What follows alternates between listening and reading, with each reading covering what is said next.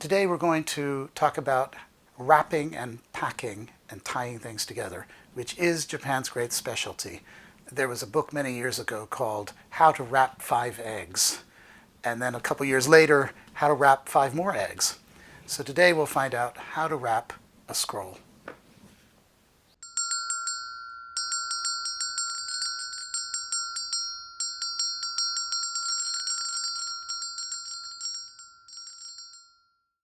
One of the reasons why so many treasures have survived in Japan was because of the packing and the wrapping. And so if you take a look at this scroll box, what you have here is a paper box, which is specially made with persimmon-dyed paper. And on it is the label of the artist. And inside it is a wooden box. So they put boxes within boxes. And I've owned pieces that had 4 layers.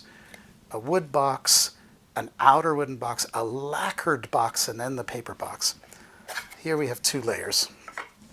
And here's the scroll. Now the next thing that one has to learn when one owns scrolls is how to tie a scroll. This one needs to be retied. And one has to be very careful because in classical scroll mounting, you have these flaps that hang down like this. And they need to be very carefully folded so as not to create a bump or a wrinkle. And then you roll the scroll up, making sure that there are no parts that diverge to the left or right. And we've got it this far. You can't actually just stop here because if you look closely, you can see that there's a wrinkle here where the scroll was tied up too tightly against the wood piece at the top. And that should have been protected against. Whoever previously owned this scroll, whose name shall never be known, failed to do that. So what you do is you take a piece of rice paper and you insert it like this,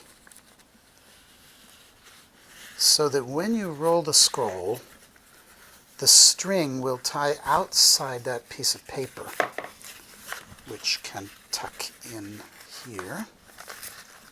Yes.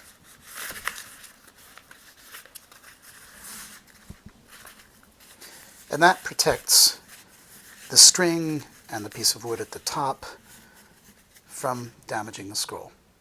But let's go back and now talk about how you tie the string, because one of my rules of traditional Japanese life is that there's always a more difficult way to do everything.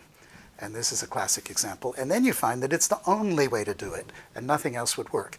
So you start pulling the string, but you, of course, in Japan, you don't move yourself, you move the object. That's one of the laws, whether you're sawing wood, cutting paper, whatever it is. So you turn the scroll as you go along.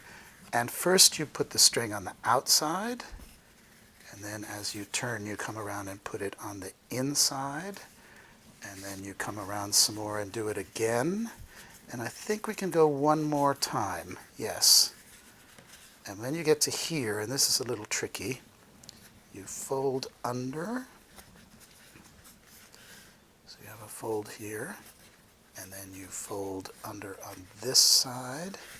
And then you pull these, and it's pulled tight. So now we're ready to put the scroll in the box. But as we saw earlier, the box, it shakes a little bit. It's got a little bit of extra room on the side. So we're going to put a piece of rice paper on the outside of this to keep it firm inside the box. Here's my rice paper, which is actually backing paper for mounting scrolls. And oh, good. I actually have a piece here that's, I thought I would have to cut it, but it's already cut and about the right size.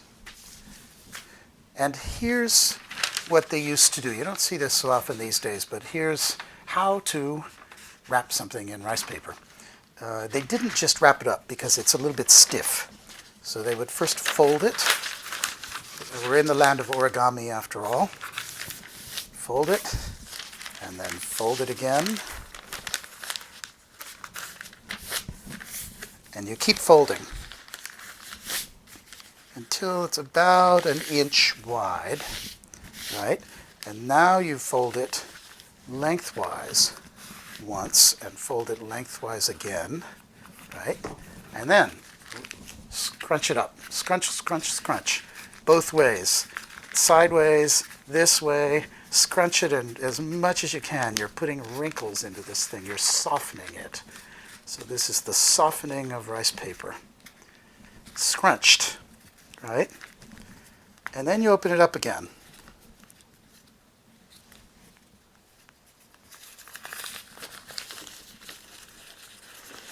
And you get what I think is one of the most beautiful of Japanese designs.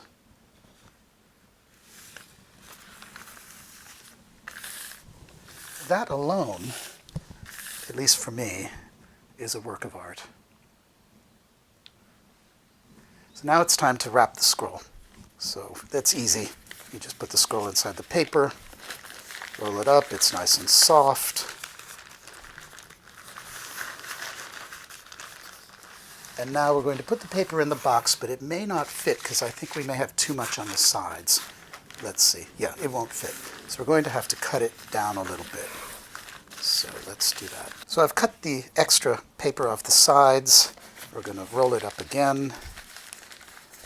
The thing about this way of folding the paper, of course it follows the golden rule, namely everything is more difficult. But it's also, at the same time that it's utilitarian, it's beautiful.